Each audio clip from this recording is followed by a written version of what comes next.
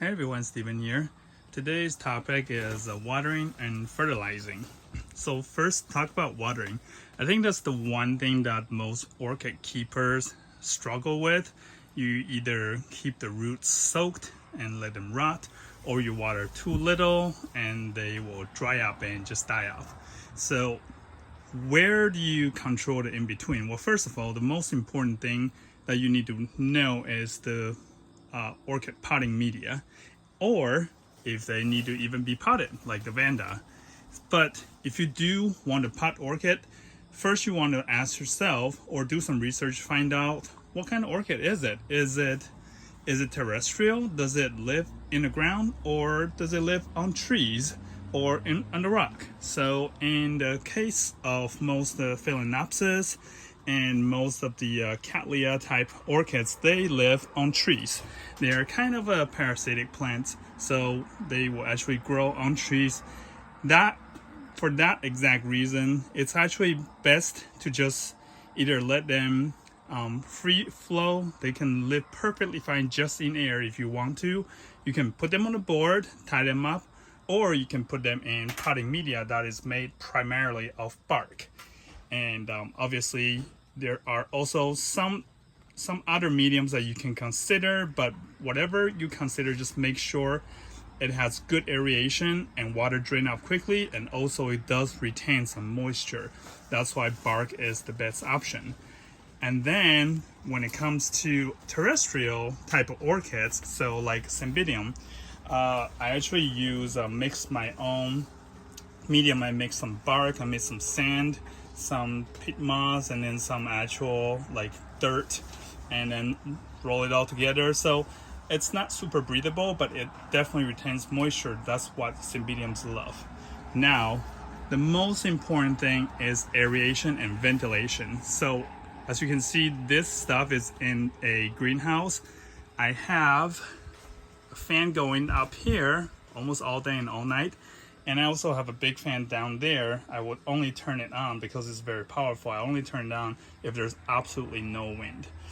And by doing so, you will help aerate the orchid medium and dry them up in time. So for me, I actually need to soak their media 2 to 3 times a week just because of how much aeration. And usually I have that door open. I do have this door open right now, so wind just kind of flow through and dry them up really quickly. If you keep your orchids in the living room or in a bedroom setting, make sure you have your windows open or at least have a fan blowing near or at it. That way you can provide proper aeration. Potting.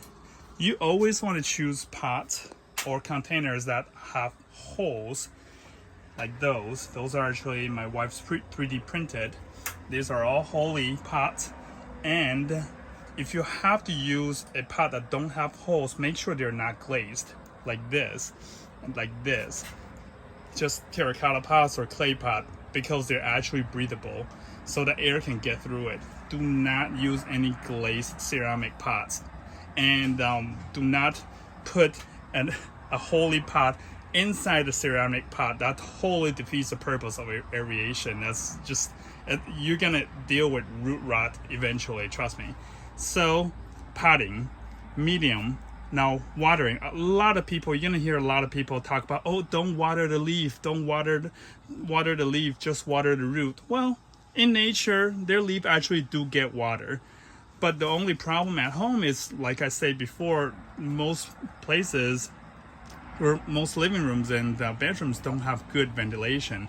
That's why when you water the leaf, the water tends to sit right here at the crown, causing the leaf to rot. But as long as you have good ventilation or have a fan blowing nearby or at it, you are totally fine. And that's exactly what I do.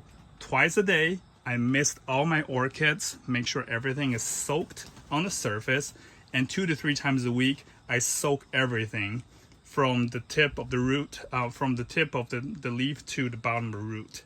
So that is how I water. And as far as fertilizing, what I do is I will mix I do have a freshwater fish tank, so I mix the freshwater fish tank water into the orchid water and mix them.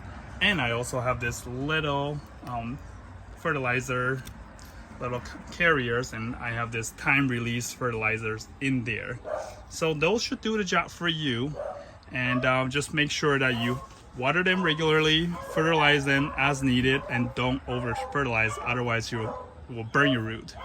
That's all for today. Any questions, feel free to comment. Thank you for watching.